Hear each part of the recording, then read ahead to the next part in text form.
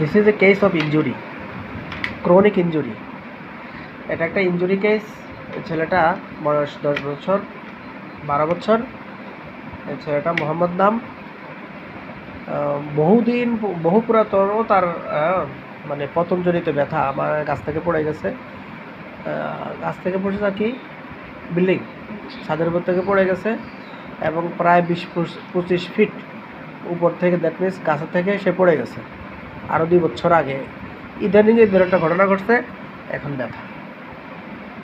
তো ব্যথার ওষুধ আমাদের অনেক, হ্যাঁ, রুটা, সিম্পাইটাম, লিডাম, তারপরে আর্নিকা, এগুলো তো ব্যথার ওষুধ।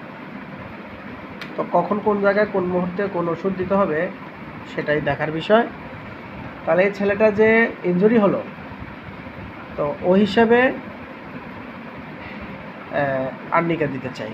কারণ এই যে জায়গাটা এই যে একটু কালচে হয়ে আছে, এই সাইডের তুলনায় এই সাইডে একটু কালো কালো ভাব।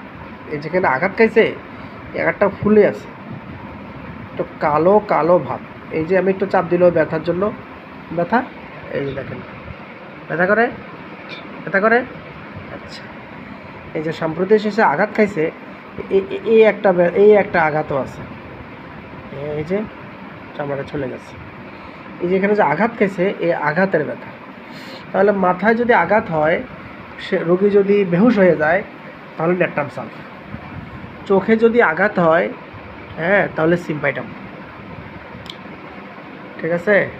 আর হাড়ে যদি আঘাত হয়, হাড়ে একদম হাড়ে যদি আঘাত হয় তাহলে রুটা। যদি মোচকায়া যায়, হ্যাঁ, এই যে জয়েন্টগুলো মোচকায়া যায় তাহলে রাস্টক্স। অনেক সময় ব্যথায় এই যে আঙ্গুলের নখগুলো থেতলাইয়া যায়, তাহলে হাইপেরিকাম বা লিডাম, ঠিক আছে। তো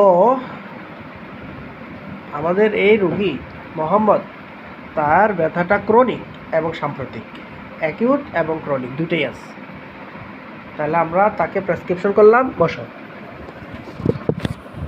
আর্নিকা 0/1 এবং 2।